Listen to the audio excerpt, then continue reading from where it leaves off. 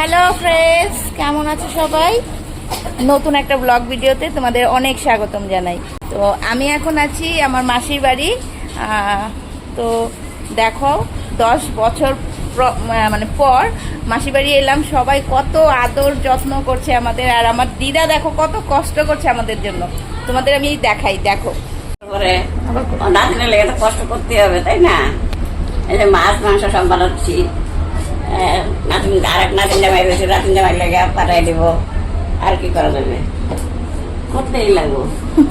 আমার দিদা দেখো নাতিন মিলে কথা বসতে পারে না, তাও দেখো এই যে পাও মেলে কিভাবে বসে দেখো আমাদের জন্য সব করছে। আর আমার আরেক বোন আসছে। মাসির যেহেতু শরীরটা বেশি ভালো না, মাসি এত কাজকর্ম করতে পারে না। আর তাছাড়া মাসির একটা ছোট দোকান আছে, গালামাল দোকান, মাসির ওই দোকানেই থাকতে হয়। তো ওর জন্য দেখো আরেক বোন চলে এসছে, মাসির মেয়ে। এই যে সব কাজকর্ম হাতে হাতে করছে সব। এই দেখো আমার দিদা ভালো করে বসতেও পারে না, তাও কতগুলো মাছ এনেছে দেখো। নাতির করে পুঁতি হয়ে গেছে 16 বছরের, তাহলে বয়স তো হয়েছে, তাই না? 16 বছরের পুঁতি হয়েছে, তাহলে আর কত বয়স হয়েছে চিন্তা করো। তাইলে কত কষ্ট করছে আমাদের জন্য দেখো। আর আমার মাসি দেখো দোকান আছে, ওখানে কাজ করছে, চলো দেখাই। এই দেখো আমার মাসির দোকান, মানে দোকানে কাস্টমারও আছে। এই যে মাসির তো ছোট মোটো গালামাল দোকান। এই দেখো, এই হচ্ছে আমার মাসি। এই হচ্ছে আমার মাসি, সারাদিন এই দোকানের কাজকর্ম করেই, আবার সংসারের ওর জন্য বেশি একটা কাজ করতে পারে না। আর মেশো এখন কাজে বেরিয়ে গেছে, মেশোকে তোমাদের দেখাবো। এখন তো ঘরে নেই, কিন্তু আমি ক্লিক নিয়ে রেখেছি, তোমাদের জন্য দেখাবো। স্নান করে প্রথমে আগে লোকনাথ বাবার একটু পুজো দিয়ে নিলাম, কারণ আমাদের মাসির বাড়িতে কিন্তু প্রায় 16 বছর থেকে লোকনাথ বাবার পুজো হয়, কারণ মানসিকের পুজো তো তাই। আর পুজো দিতে দিতে গিয়ে দেখি দিদন আমাদের জন্য সকালে খাবার রেডি করে রেখেছে।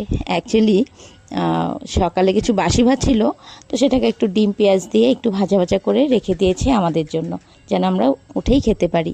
এই দেখো বন্ধুরা, আমার দিদন কত কষ্ট করে রান্না করছে এই গরমে। কিভাবে দেখো বসতে পারে না, তাও রান্না করছে আমাদের জন্য। কি রান্না করছো দিদন? মাছ, শসা দিয়ে মাছ, শুটকি মাছ, আর মাংস।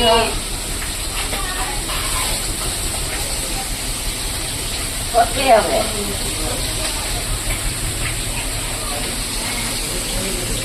করতেই হবে।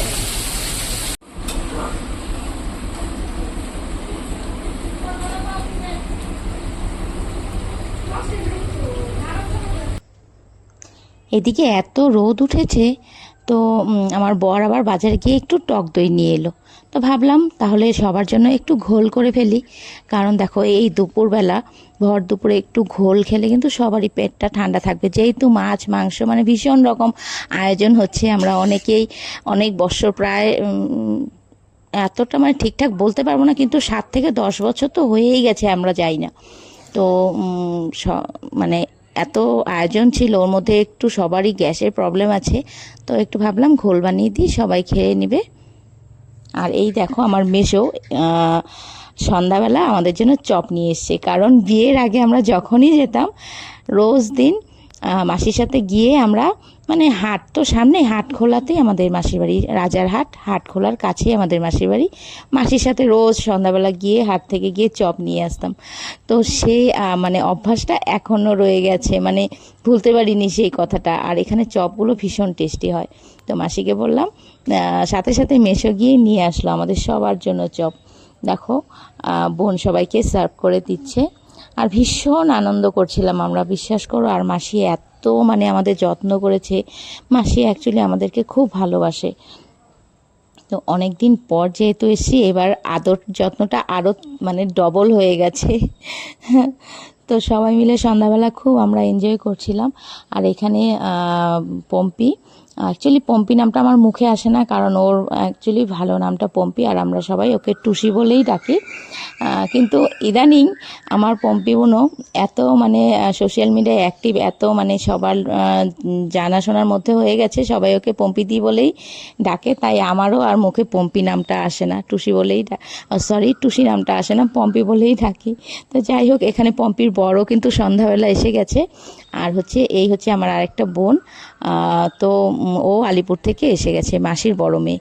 তো আর এদিকে দিদা বলছিল জামাইরা সব এসে গেছে যখন বাজারে যাও, রাত 9টা বাজে, তখনও মানে রাজারহাটে সব বন্ধই হয়ে যায় প্রায়। তারপরেও দিদা বলার সাথে সাথে এই আমার পম্পির বর তো সাথে সাথে চলে গেল বাজারে, গিয়ে সেই আবার সেই ছোট ইলিশ মাছ নিয়ে এলো। দেখো দিদন নিজেই বললো বাজার জামাইরা সব বাজারে যাও, আর এখন যেই জামাইরা মাছ নিয়ে চলে এসছে দিদনের মুখ ছোট হয়ে গেছে। কারণ কি বলতো, অ্যাকচুয়ালি সারাটা দিন অনেক কষ্ট করেছে, তো দিদন সারাটা দিন অনেক রান্না বান্না করেছে, আর আমাদের রান্নাঘরে একদমই যেতে দেয়নি, বললো তোরা এনজয় কর, আমি আছি এখানে।